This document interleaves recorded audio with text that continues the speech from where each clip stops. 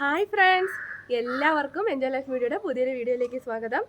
ഇന്ന് നമ്മൾ ചെയ്യുന്നത് നമ്മുടെ ഒരു മാന്യ സബ്സ്ക്രൈബർ കമൻറ്റ് ചെയ്ത് ചോദിച്ചിട്ടുണ്ടായിരുന്നു ഒരു റെസിപ്പി ചെയ്യാവോ എന്ന്.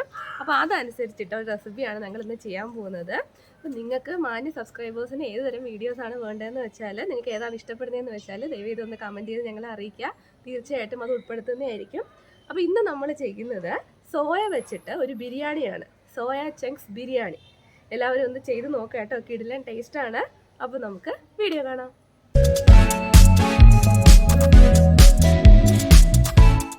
അപ്പോൾ ബിരിയാണി ചെയ്യാൻ തുടങ്ങുന്നതിന് മുമ്പ് നമ്മൾ ആദ്യം ചെയ്യേണ്ടത് സോയ ചങ്ക്സ് എടുത്തിട്ട് നല്ല ചൂട് വെള്ളത്തിൽ ഇതുപോലെ ഒന്ന് മുക്കി വെക്കുക.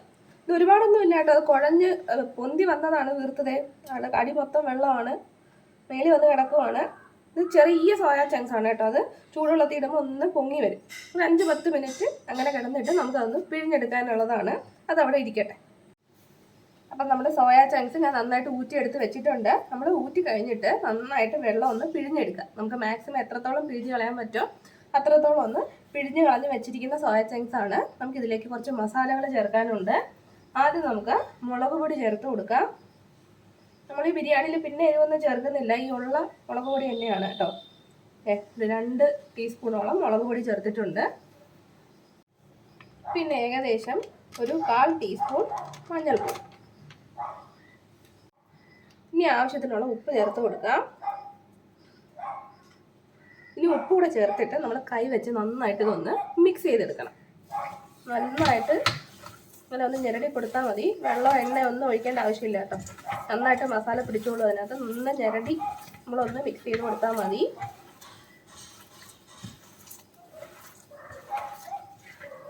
പെട്ടെന്ന് തന്നെ അതിനകത്ത് മസാലയൊക്കെ പിടിച്ചോളൂ.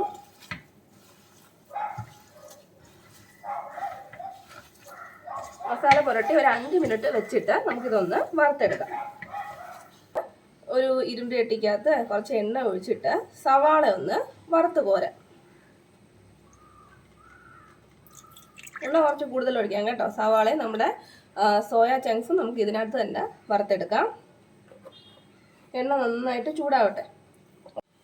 അപ്പോൾ എണ്ണ ചൂടായി കഴിഞ്ഞാൽ നമുക്ക് സവാള ഇട്ട് കൊടുക്കാം. കനം കുറച്ച് അരിഞ്ഞെടുക്കണം കേട്ടോ വറുത്തെടുക്കാനായിട്ട്.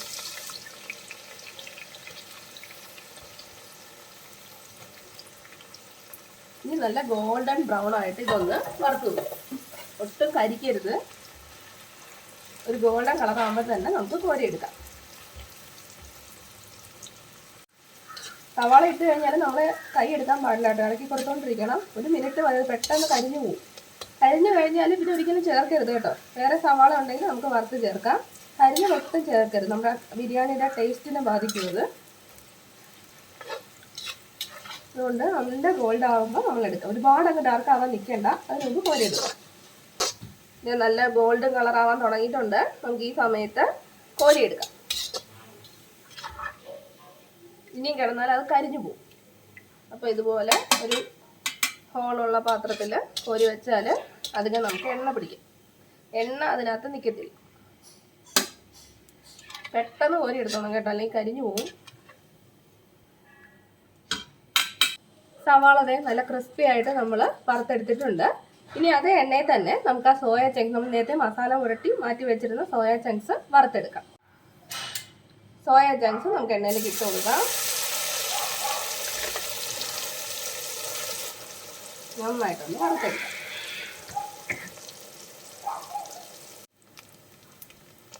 സോയ നന്നായിട്ട് മൂത്ത് വന്നിട്ടുണ്ട്. നമുക്കിനി ഇത് കോരിയെടുക്കാം. എല്ലാ സോയയും നമുക്ക് ഇതുപോലെ നന്നായിട്ടൊന്ന് വറുത്തെടുക്കാം.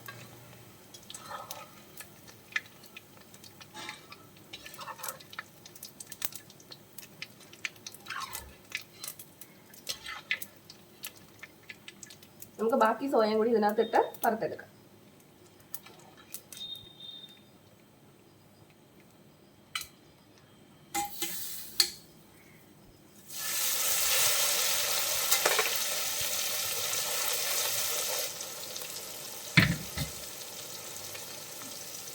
ഈ ഒരു രീതിയിൽ വേണം കേട്ടോ നമ്മൾ വറുത്തെടുക്കാൻ. നമ്മൾ വറുക്കുമ്പോഴത്തേക്ക് അത് കുറച്ചും കൂടി ഒന്ന് ചെറുതായി പോകും. അപ്പോൾ ഇതുപോലെ വേണം നമ്മൾ വറുത്തെടുക്കാനായിട്ട്. സോയ ചങ്ക്സ് എല്ലാം നമ്മൾ നന്നായിട്ട് വറുത്തെടുത്തിട്ടുണ്ട്. ഇനി നമുക്ക് അരി വേവിച്ചെടുക്കാം. അതിന് വേണ്ടി ഞാനൊരു പാത്രത്തിൽ വെള്ളം വെച്ചിട്ടുണ്ട്. നമ്മളിന്ന് ജീരകശാല റൈസാണ് കേട്ടോ ബിരിയാണിക്ക് വേണ്ടി എടുത്തിട്ടുള്ളത്.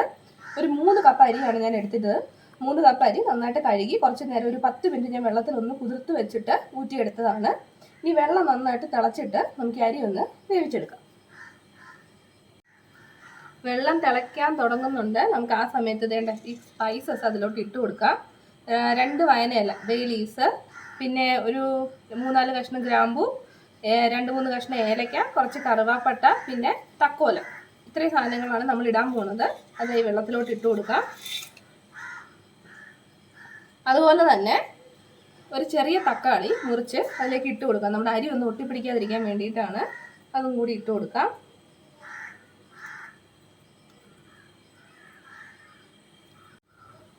ഇനി അതിലേക്ക് ഒരു ടേബിൾ സ്പൂൺ വെളിച്ചെണ്ണ കൂടി നമുക്ക് ചേർത്ത് കൊടുക്കാം. ടേബിൾ സ്പൂൺ അല്ല, ടീസ്പൂൺ. ഒരു ടീസ്പൂൺ വെളിച്ചെണ്ണ. അതുപോലെ തന്നെ ഏകദേശം ഒരു 1/2 ടീസ്പൂൺ നെയ്യും കൂടി ചേർത്ത് കൊടുക്കാം. ഇനി നമുക്ക് അരി ഇട്ട് കൊടുക്കാം.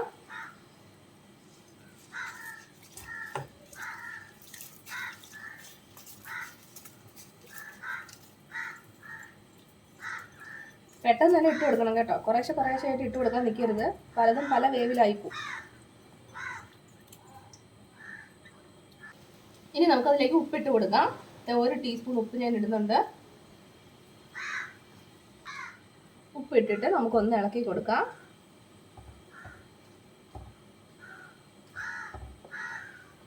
അരി തിളച്ചത് ഇതുപോലെ മുകളിലേക്ക് വരുന്ന സമയത്ത് ഫ്ലെയിം ഓഫ് ചെയ്ത് കൊടുക്കണം കേട്ടോ. അതിൽ കൂടുതൽ പിന്നെ വേവിക്കാൻ പാടില്ല. ഉടനെ ഊറ്റിയെടുത്തോണം. ഇനി നമുക്കിത് ഊറ്റിയെടുക്കാം. അരി നമ്മൾ ഊറ്റിയെടുത്തിട്ടുണ്ട്. ഒരു 3/4 പരുവത്തിന് എടുക്കണം കേട്ടോ, അല്ലെങ്കിൽ പെട്ടെന്ന് വെന്ത് കുഴഞ്ഞു പോകും. ഇനി നമ്മൾ ദം ചെയ്തെടുക്കുമ്പോൾ കുറച്ചും കൂടി അതിനകത്തിരുന്ന് വെന്തോളും. അപ്പോൾ ഈ ഒരു പരുവത്തിൽ നമ്മൾ ഊറ്റിയെടുത്താൽ മതി. ഇനി നമുക്കതിൻ്റെ ഗ്രേവി തയ്യാറാക്കാം. അതിന് ഞാനൊരു കുക്കർ എടുത്ത് വെച്ചിട്ടുണ്ട്. നമ്മൾ കുക്കറിൽ ദം ചെയ്യാൻ പോവുകയാണ്. അപ്പോൾ കുക്കറിൽ തന്നെ നമുക്ക് ആ ഗ്രേവി ഒന്ന് തയ്യാറാക്കാം. കുക്കർ ചൂടാകുമ്പോഴേക്കും നമുക്കതിലേക്ക് എണ്ണ ഒഴിച്ചു കൊടുക്കാം.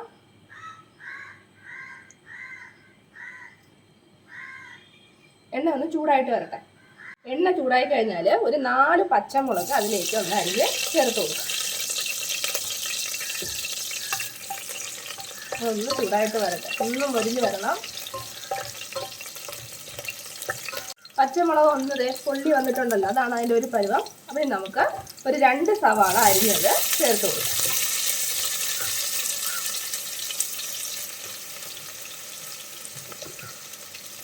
നന്നായിട്ടൊന്ന് ഇളക്കി കൊടുക്കാം. സവാള നന്നായിട്ട് വഴറ്റിയെടുക്കാം. കുറച്ച് ഉപ്പും കൂടി നമുക്ക് ഇട്ട് കൊടുക്കാം.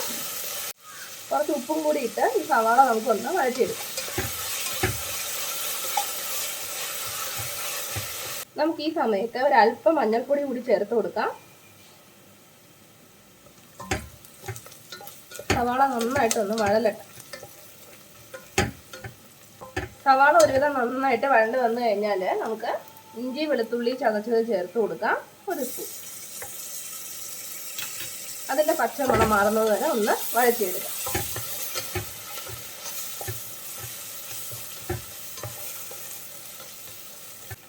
അപ്പോൾ ഇഞ്ചിയുടെ വെളുത്തുള്ളിയുടെ ഒക്കെ പച്ചമണം മാറിക്കഴിഞ്ഞാൽ ഒരു തക്കാളി ചെറുതായിട്ട് അരിഞ്ഞത് ചേർത്ത് കൊടുക്കാം. ഒരെണ്ണം മതി. നമുക്ക് തൈര് ചേർക്കാനുള്ളത് കൊണ്ട് തക്കാളി ഒരെണ്ണം ചേർത്ത് കൊടുത്താൽ മതി. ഇനി ഈ തക്കാളി നന്നായിട്ട് വഴണ്ട് കിട്ടണം. അതുവരെ നമുക്കൊന്ന് വഴറ്റിയെടുക്കാം. നന്നായിട്ടൊന്ന് ഉടയണം അത്. തക്കാളിയൊക്കെ നന്നായിട്ട് വഴണ്ടിട്ടുണ്ട്. ഇനി നമുക്ക് മല്ലിയില ചേർത്ത് കൊടുക്കാം. മല്ലിയിലയും കൂടെ ചേർത്തിട്ട് ഒന്ന് വഴറ്റിയെടുക്കാം. ഇനി ഞാൻ ചേർക്കാൻ പോകുന്നത് ഒരു 1/2 മുറി നാരങ്ങയുടെ നീര്.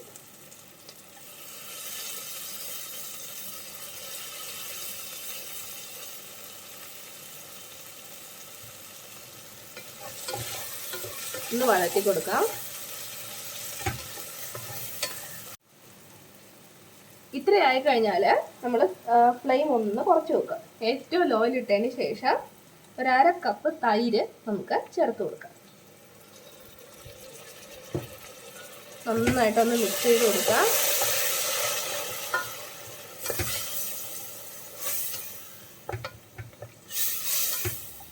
നന്നായിട്ട് മിക്സ് ചെയ്യാം.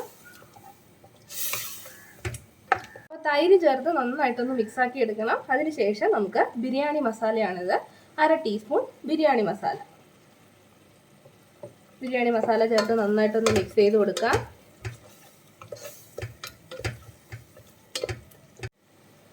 ഈ സമയത്ത് ഉപ്പ് നോക്കിയിട്ട് കുറവാണെങ്കിൽ നമുക്ക് ചേർത്ത് കൊടുക്കാം. നമ്മൾ ഉപ്പ് ഇട്ടില്ല, പിന്നെ സവാള വഴലാൻ വേണ്ടി ഇട്ടേലേ ഉള്ളൂ. അപ്പോൾ കുറച്ച് ഉപ്പ് വേണ്ടി വരും. അപ്പം നമുക്ക് കുറച്ച് ഉപ്പ് ഇട്ട് കൊടുക്കാം. ഇനി ഒന്ന് വഴറ്റിയെടുക്കാം. ഇനി ഇതിലേക്ക് നമ്മൾ നേരത്തെ വറുത്ത് വെച്ചിട്ടുള്ള സോയ ചങ്ക്സ് ചേർത്ത് കൊടുക്കാം. ഇനി നമ്മൾ വറുത്ത് വെച്ചിട്ടുള്ള സോയ ചങ്ക്സ് ചേർത്ത് കൊടുക്കാം.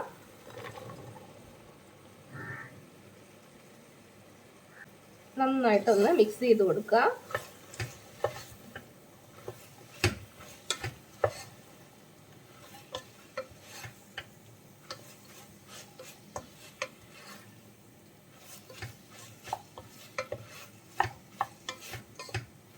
നന്നായിട്ട് മിക്സ് ചെയ്ത് ഒന്ന് സെറ്റ് ചെയ്തതിന് ശേഷം അതിൻ്റെ മേളിലേക്ക് നമ്മൾ വേവിച്ച് വെച്ചിട്ടുള്ള റൈസ് ഇട്ട് കൊടുക്കാം.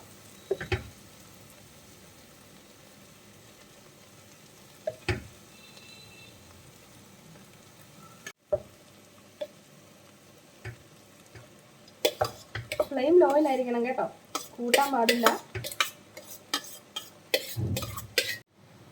ഇനി നമുക്ക് അതിൻ്റെ മേളിലേക്ക് അണ്ടിപ്പരിപ്പും കിസ്മിസും ഒക്കെ ഒന്ന് വറുത്ത് ചേർക്കാം. അപ്പോൾ അതിന് വേണ്ടി നമ്മൾ 1 സ്പൂൺ നെയ്യ് ഒഴിച്ചു കൊടുക്കാം. ഇത് നന്നായിട്ടൊന്ന് ചൂടാവട്ടെ.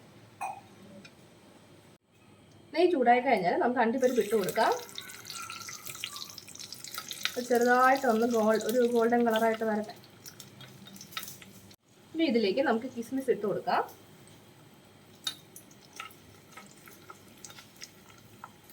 കിസ്മിസ് ഒക്കെ നന്നായിട്ടൊന്ന് വീർത്ത് വരുമ്പോൾ നമുക്ക് ഫ്ലെയിം ഓഫ് ചെയ്യാം. ഇത് നമുക്ക് ഈ ബിരിയാണിയുടെ മുകളിലേക്ക് ചേർത്ത് കൊടുക്കാം.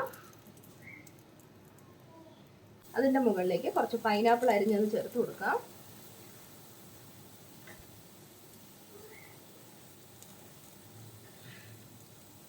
അതിൻ്റെ മുകളിലേക്ക് നമ്മൾ ആദ്യം വറുത്ത് വെച്ച സവോള ഇത്രയും ചേർത്ത് കഴിഞ്ഞാൽ ഇനി അടച്ച് വെച്ച് നമുക്കൊന്ന് ദം ചെയ്തെടുക്കാം. ഇനി അടച്ച് വെച്ചിട്ട് നമുക്ക് ഏറ്റവും ലോ ഫ്ലെയിമിൽ ഒന്ന് ദം ചെയ്തെടുക്കാം. ഒരു 5-10 മിനിറ്റ് അത്രയും മതിയാവും. അപ്പോൾ നമ്മളിത് ദമ്മൊക്കെ ചെയ്ത് നമുക്കിനി ഇത് തുറന്ന് നോക്കാം. അതായത് നമ്മളൊരു 10 മിനിറ്റ് ഒന്ന് അതിനകത്തിട്ട് ലോ ഫ്ലെയിമിലിട്ട് ആവി കയറ്റി 10 മുതൽ 20 മിനിറ്റ് വരെ ചെയ്യാം കേട്ടോ. അങ്ങനെ ഓഫ് ചെയ്താലും ഇത് നന്നായിട്ട് തണുത്തതിന് ശേഷം മാത്രം തുറന്നാൽ മതി കേട്ടോ. നമുക്കിതൊന്ന് തുറന്ന് നോക്കാം. നമ്മുടെ ബിരിയാണിയൊക്കെ സെറ്റായിട്ടുണ്ട്. ഇനി നമുക്കിതൊന്ന് മിക്സ് ചെയ്തെടുക്കാം.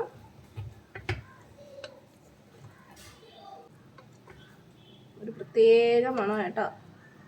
നമുക്ക് നന്നായിട്ട് ഇതൊന്ന് മിക്സ് ചെയ്തെടുക്കാം. അപ്പം നമ്മുടെ ഇന്നത്തെ super dish soya chunks biryani ready ആയിട്ടുണ്ട്. നമുക്കൊന്ന് ടേസ്റ്റ് ചെയ്ത് നോക്കിയാലോ. ദേ സലാഡുണ്ട്, അച്ചാറുണ്ട്.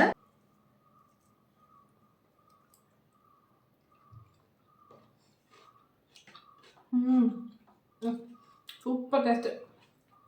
ഒന്ന് കഴിച്ചോളാം.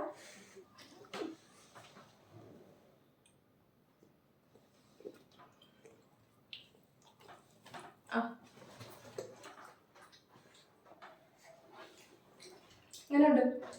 Super super. എല്ലാവരും ചെയ്ത് നോക്കണേ. വീഡിയോ ഇഷ്ടപ്പെട്ടാൽ ചാനൽ സബ്സ്ക്രൈബ് ചെയ്യാൻ മറക്കരുത്. പുതിയൊരു വീഡിയോയിൽ നമുക്ക് വീണ്ടും കാണാം. അതുവരെ ബൈ ബൈ.